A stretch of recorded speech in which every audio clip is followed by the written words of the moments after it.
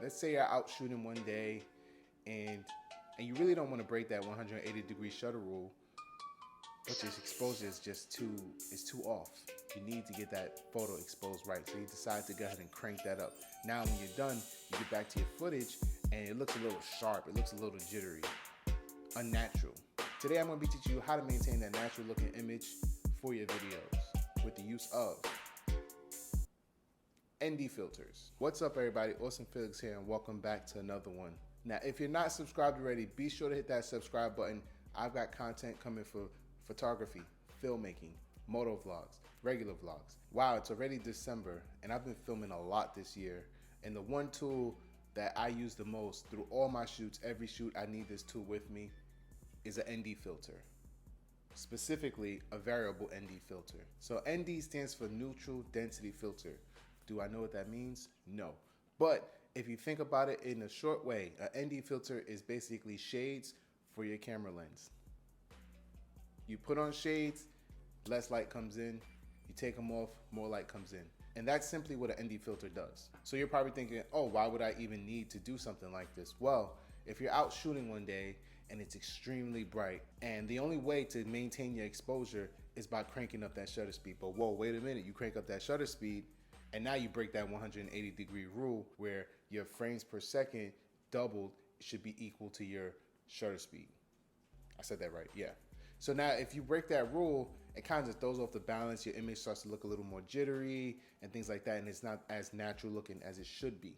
So to maintain that cinematic look, you throw on a pair of shades, which is your ND filter. Now ND filters come in various sizes.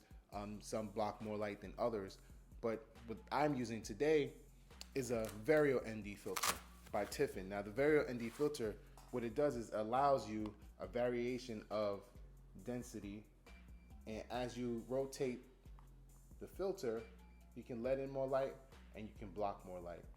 So this one is the most versatile of the ND filters. Of course, there's differences between using a standard ND8, ND16 or whatever, but the variable filter does work as a great run and gun filter.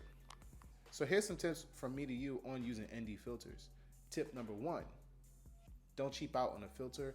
Make sure you get a quality filter that matches with the quality of your lens. Now, if you're using a low kit lens or low budget lens, you don't need to spend or invest in a expensive filter.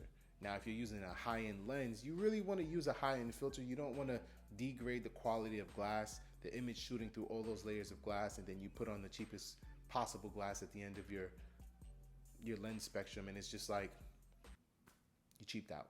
So to maintain quality consistently throughout, if you have an expensive lens, make sure you invest in a quality filter. If you don't, it's okay if you go with one of the cheaper options of filters.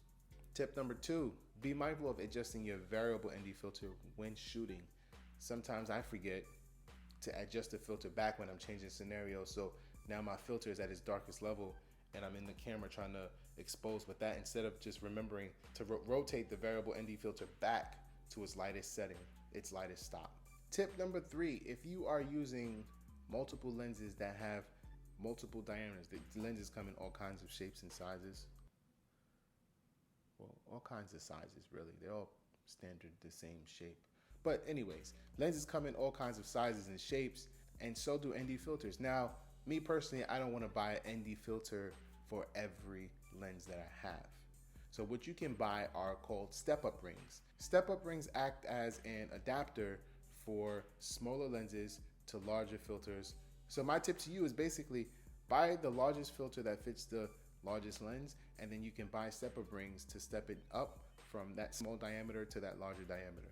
It looks a little wonky, but it works out well. The filter I've been using for the past year and a half is the Tiffin variable ND filter at 82 millimeters. Now this fits perfectly on my 24 to 70 millimeter L lens from Canon, and this filter actually comes with a little carrying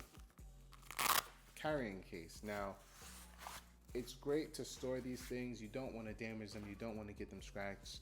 You treat them just as you treat the front of your lens, and this carrying case is perfect because I can just throw it in here and throw it in my camera bag and I'm on the way. All right, that's it from me on variable ND filters. Basically, if you don't have one, you're into filmmaking, you're into quality, You want that best looking image as possible. Get you a variable ND filter for starters, and you go from there. Now, as a reminder, hit that subscribe button. All right, guys, I know it's been a while. Stay tuned for more. And by the way, it's Vlogmas. I think I'm going to accept that challenge again, guys. Last year I failed. I failed after 16 days. But this time, I hope I succeed.